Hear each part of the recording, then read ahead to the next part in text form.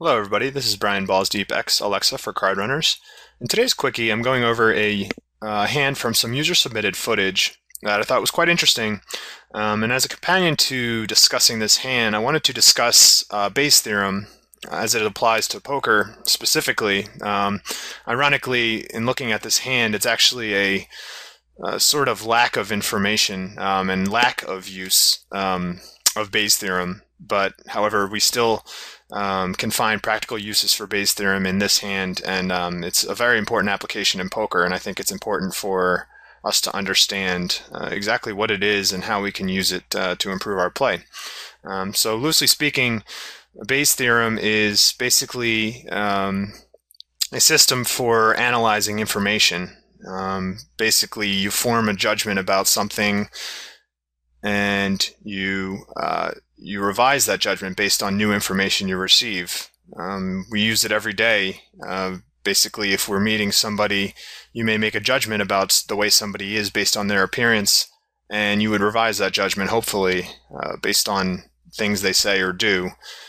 I won't go into any further discussion about how we use it in daily life. However, I'm sure you could draw some parallels to other situations where you'd make a judgment about someone or something, and you'd revise it as you receive new information. In poker, obviously, it's a very important concept.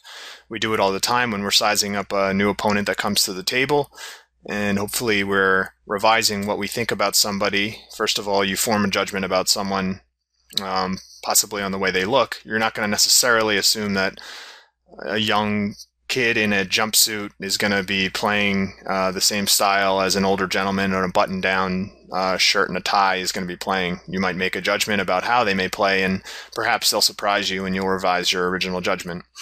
So without further ado, in this hand we have a A7 suited in a six-handed game. We're playing 50 cent $1 on Party Poker, and we open raise correctly under the gun.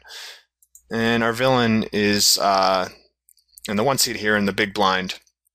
Now, speaking of Bayes' theorem, we really don't have a lot of information on this guy. So we have 39 hands, and we know his VPIP is 64. What else do we know about him? Well, we know he's playing 50 cent $1 on Party Poker, which could be indicative of the fact that maybe he's not as an experienced player, because I know that the player pool is quite wide in these games. There's a lot of people and a lot of player turnover, which means that generally speaking, if someone is on here, it doesn't have a lot of hands, they may not be very experienced.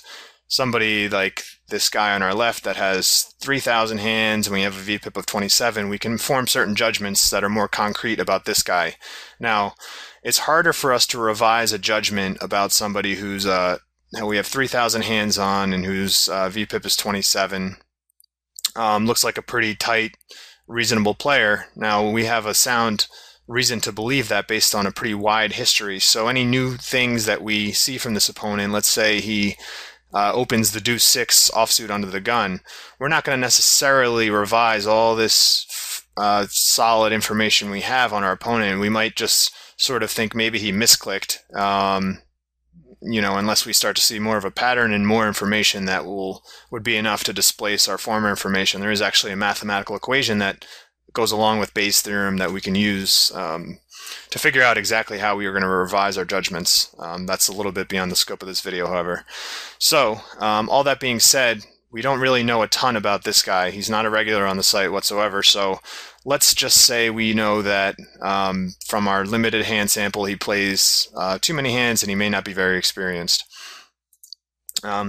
So we get a call. Now, the important thing to remember about Bayes' theorem is not only is it something that you use for a specific opponent that you devise about the opponent himself, but where it really matters and where it really is dollars and cents is in the hands themselves.